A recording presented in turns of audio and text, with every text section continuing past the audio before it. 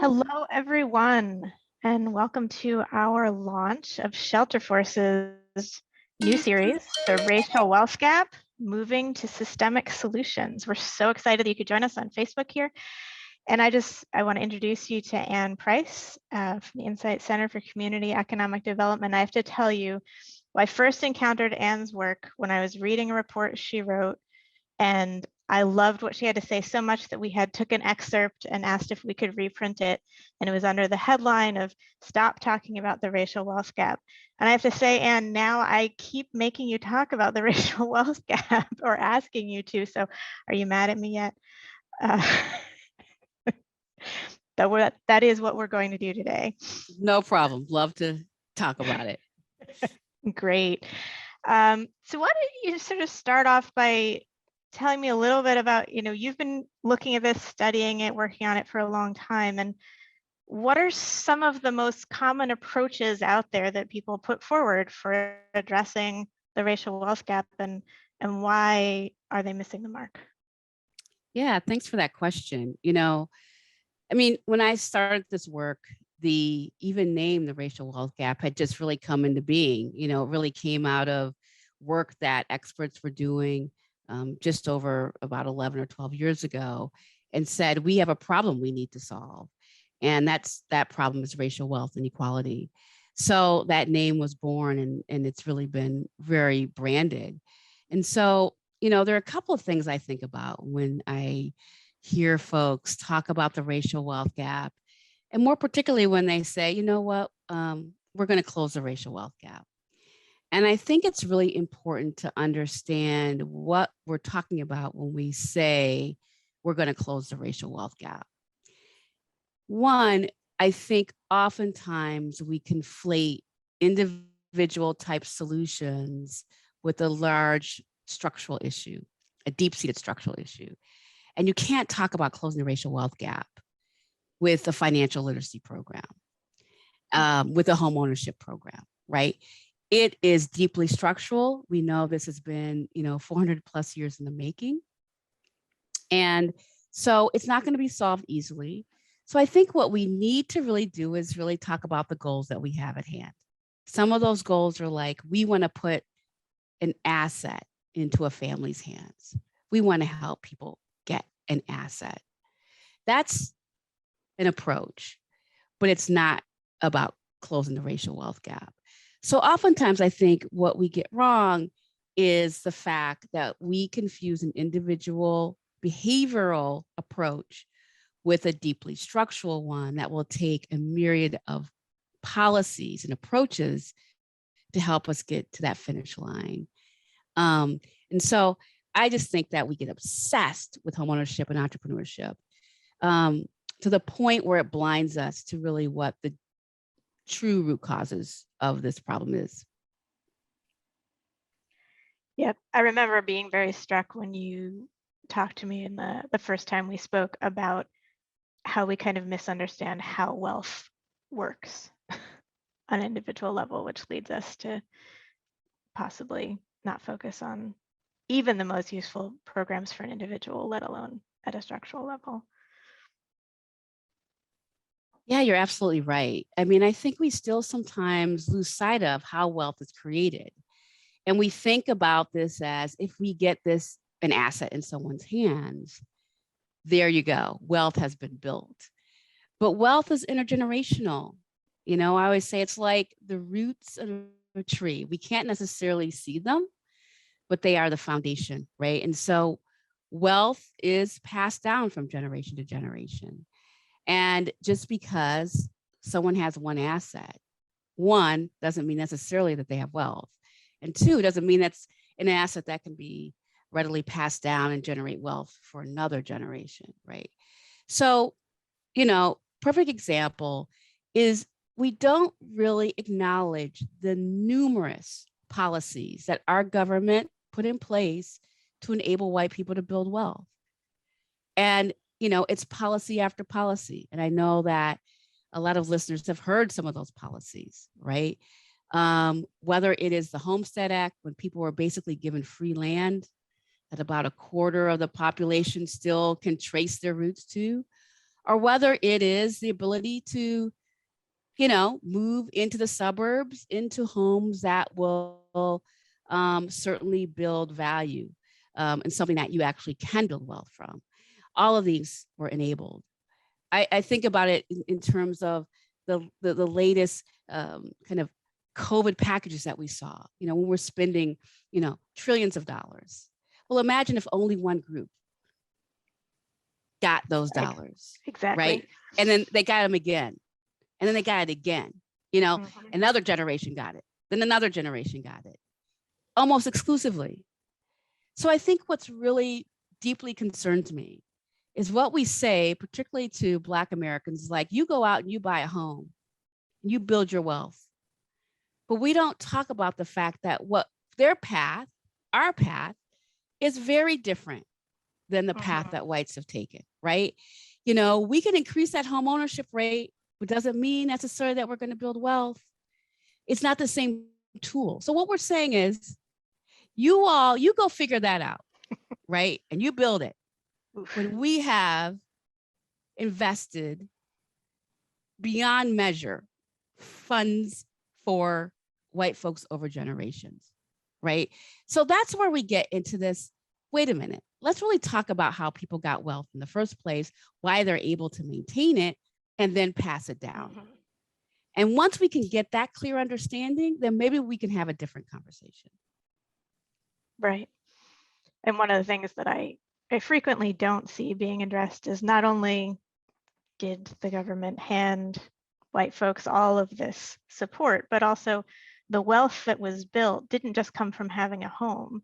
It came from hoarding opportunity in a neighborhood that others weren't allowed into and making that a scarce resource, which is not something that we want to replicate today, or even if we could. So that particular great jump in housing equity that happened in the mid-20th century it's just not a repeatable or desirable phenomenon.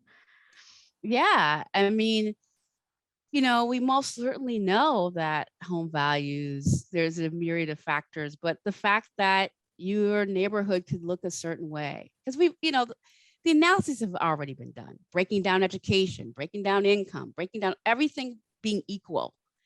And we know that homes owned by Black folks are devalued. That very same home, because of its location, is devalued. And so the value comes from whiteness. And that's something that kind of we can't grapple with, right? It is created, right? As long as that neighborhood can maintain a certain demographic, homes can retain value, right? As soon as, and we know that this is also human behavior. We've seen it, in research that shows that once a neighborhood starts to get more people of color, somewhere around 10%, white people don't want to live in those neighborhoods anymore, right? Because they see it as, a means to have their homes be devalued, right? So let's not just say that because a Black person gets a home, that automatically it will accrue value. I talk about this. I'm in an outrageous housing market. I'm in the Bay Area. I'm in Oakland. I think the median home price is about 1.2 million. We talk about friends who have 1,100 square feet, and their home's worth over $1 million. It's bonkers, right? And when you think about who has access to homes of that value, like either you got in early, but also, what's the ability now for someone to come in and buy a $1.2 million home, a starter home, right?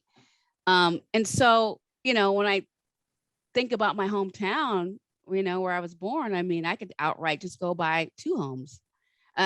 There's no value in the West Dayton neighborhood where my family started, where my parents got their start, right? So we know that all those things matter. So it's not just it's an automatic wealth generator that just soon as you purchase a home. And I think that's where, we don't talk about under what conditions can you build wealth through home ownership? What has to exist? We need to talk about that more. Why do you think we don't talk about it? is it just hard to admit that we're still a racist society? I mean, or to some level, I mean, people will say, well, why can't we have the same, why can't we do this through the same means, right? right. Why are now, Mhm. when Black folk could really begin to buy homes in the way they can today, that they still can't purchase those homes that it can accrue value in the same way that white folks can. And there's so many things that come into play: property taxes, appraisal, like lending discrimination, right? Any, like, municipal fees, like a range of things that create barriers that extract and siphon wealth from families that actually are not happening in predominantly white neighborhoods, right? So we don't want to talk about segregation. We don't want to talk about bias. We don't want to talk about the fact that these types of roadblocks still exist, and while we try to knock down one, there's 7 others that still create substantial roadblocks for folks. So no, we don't want to. It's kind of this whole, it's a dream, right? We call it the American dream, this idea that if you could just buy a home, right, everything's going to be all right. And it's hard for folks to not think about home ownership in those ways. That's our narrative. That's our dominant American narrative, right? It really is. It fits with any immigrant group coming in. And it doesn't mean that Black folks don't have that same idea. Why can't we have a piece of that dream, right? So I think it bumps up against our ideas of what it means. Our identity as Americans are tied up in that ideal of home ownership. And there's a lot of reasons why homeownership is critical. Well, sometimes we just think that wealth is an automatic thing. You could still buy a home and still not build wealth, but it still provides other things that are important to you. Your sense of community, you're close to your family members, or, a certain place that you want to see your children grow up. So there are other important things that we can still talk about. But I think when it comes to wealth, it's almost like we shut the conversation down before we can actually get into what it looks like, particularly because we know housing markets are local or regional, what it looks like, what it truly looks like. And what are those barriers? How do they play out? We don't talk about why it takes 8 years longer for a Black family to actually get the down payment on a home, right? Mhm. Why they can't rely on some of the same means that white families can. Why their homes are taken at higher rates. They don't live in those homes through mature adulthood. A whole host of things that get lost in our conversation. And so I just want folks to blanketly, when you say home ownership, it's either that or entrepreneurship, as that's the way and the means, it's actually harming. It's harmful, right? It's harmful to make those blanket statements. It's okay to say, how do we think about the ability to build equity that can actually be a wealth generator, just like we do with entrepreneurship? We know that business owners, when they come with wealth, they can build wealth more readily. They can weather storms, they can grow. Wealth begets wealth. So I always say, like, a home requires wealth. It requires wealth to put a down payment on a home. It requires wealth to maintain a home, right? It just doesn't come as this blank canvas. So we need different conversations, Miriam. We really do. Yeah. And what sort of harm do you see coming from that emphasis on homeownership? I know when Secretary Fudge was new, you tweeted at her like, this focus is harmful, this false premise. And what sort of harms do you see flowing from our assumption that homeownership will just build wealth? Well, one, we're willing to believe something that data and research shows is not necessarily true, right? We're willing to take that data and research and push it to the side, right? So, like I said, in certain circumstances, people can build equity and wealth. But when we look at the numbers, when we look at all those things that I talked about, and I know that Andre Perry's done a great job at Brookings and, like, let's break this down, right? And look at holding everything equal, right? And the idea is it's not that I'm saying that some people can't build wealth that way, but I think to solve a problem, right? To say we are going to try to solve a problem that is harmful, because it's not looking at all of the other factors that come into play. One thing is that wealth doesn't come through one asset. We know you need a portfolio. We know you need steady income. We know you need consistent income, right? Right? We know you need those things, right? And we know that a diverse portfolio helps you actually be able to build wealth and utilize it to weather catastrophes and to build on itself, right? To gain more wealth, right? So to say that we can like do this through a single vehicle, but only for Black people now, because we know that that's not a vehicle for white, it's not just a home, right? White people tend to have more assets, right? And let's look at our labor market inequities, different, labor market trajectories, income and pay discrimination. When you look at every job, break it down, STEM jobs, engineers, what does it matter, right? We know that there's differences. So to say that that's the vehicle that one almost puts the onus on Black people themselves to fix, because there's very few structural fixes right now that will take us over the top. That is harmful. That is harmful. And I think that people can say, you know what, we're going to invest in home ownership. It's over. We don't look at extraction. Yep. Extraction's the flip side of accumulation. So why at one end, why someone might have an asset, on the other end, their wealth is being siphoned in other ways, right? We've got to hold these two together, particularly for a group of people who are targeted for extraction. That is the makeup. That is a business model to say, we are going to extract wealth from Black and brown people. We know those are vehicles. We can look at for-profit colleges. That's a wealth extractor. That's targeted, right? So I just think that the harm is thinking about simplistic one-dimensional solutions, seeing one asset as a vehicle to close racial wealth disparities, right? That keeps us from actually solving the problem. That's why I think it's harmful. Indeed. And you've just laid out for us, although I didn't feed you that the next part, the first part of our series is going to look at extraction after your article, which was published today, and everybody should go and read it. So our next section of this series, the next couple of weeks, we're going to look at the extraction side of this problem, and then we're going to move into diving into a number of these different angles on what's going on with home ownership and how it should be looked at and approached differently. So everybody should, if you are not subscribed to Shelter Force Weekly, please do, so that you can get the notices of all of those articles coming up, because we're going to follow up on all of these topics in more depth. But now certainly want to turn to what should we do? Obviously diversify, and it's going to be structural. It's not going to be easy, but let's talk about what, if we had our hands on the levers of power, what would be the steps that would be needed? I typically don't just advocate that we need better research, but we do. I'm just going to start there because there's so much about the dynamics of wealth that we don't understand. We don't have disaggregated data, mainly. That's why you will always, not always, but you will see basically this as being a kind of a binary black and white conversation, because that's where the data is most robust.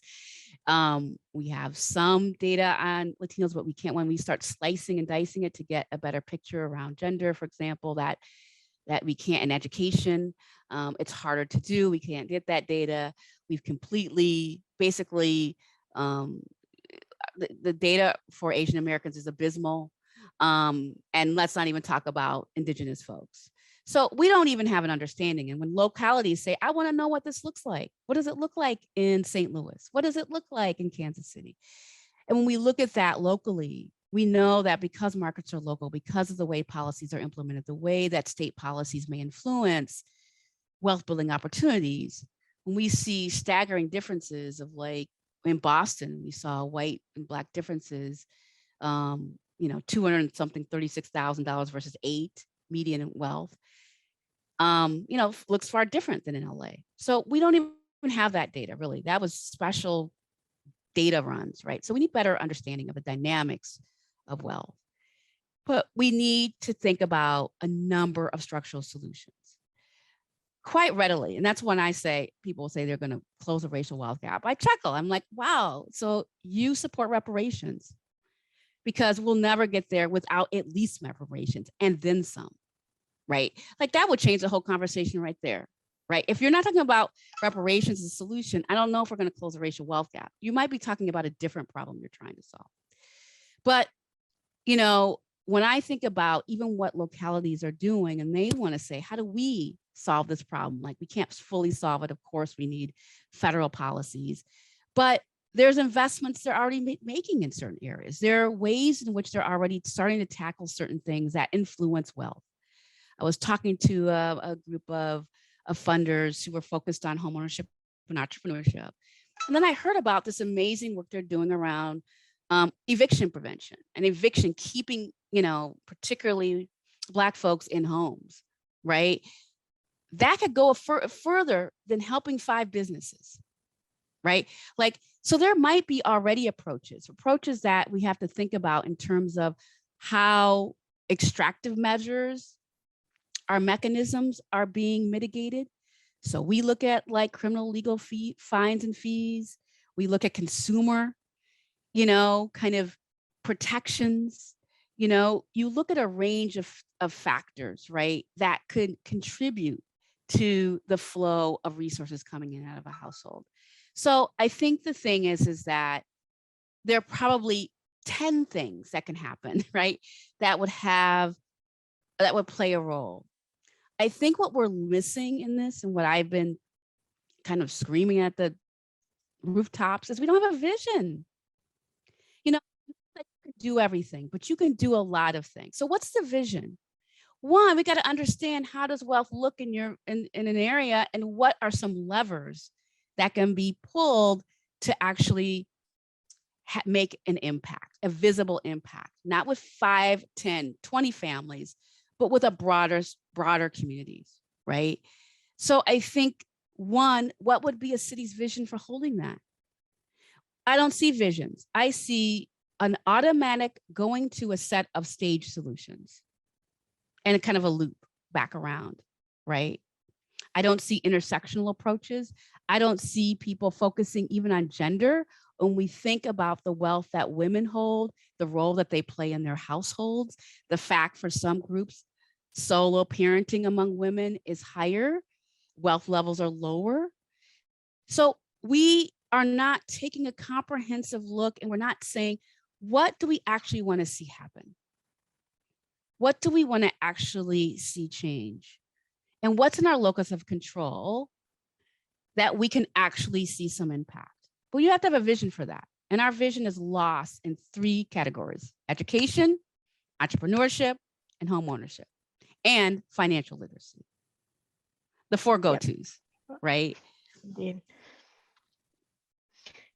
I was struck by the Othering and Belonging Institute's been talking about the phrase targeted universalism, and how talking about a gap is not very inspiring, but talking about what we want everybody to have in order to thrive, and then targeting what different groups need to get to that same standard might be more inspiring, as well as more nuanced and possibly less divisive. Should we be getting rid of wealth gap entirely and moving toward that sort of vision? The thing about it is that you can't skirt race. No, you can't. Not skirting race. Absolutely not. No. I'm just saying that when something is made to seem like it's more palatable, I always think, is it a means to skirt race, right? Because I think that the thing that we don't think about in terms of wealth, very specifically, is anti-Black racism, and how it's been a main factor, not just in the wealth that Black people hold, but other groups as well, right? How those policies in themselves have led to extraction, right? And what are they based on, right? How are what narratives underneath serve those, kinds of investments. So I just think the thing about it is that when we talk about targeting, there's a lot of issues there. And if you talk about wealth, you can't skirt the issue around race. So I think that makes it different. I'm very much about putting anti-Black racism up front and naming it.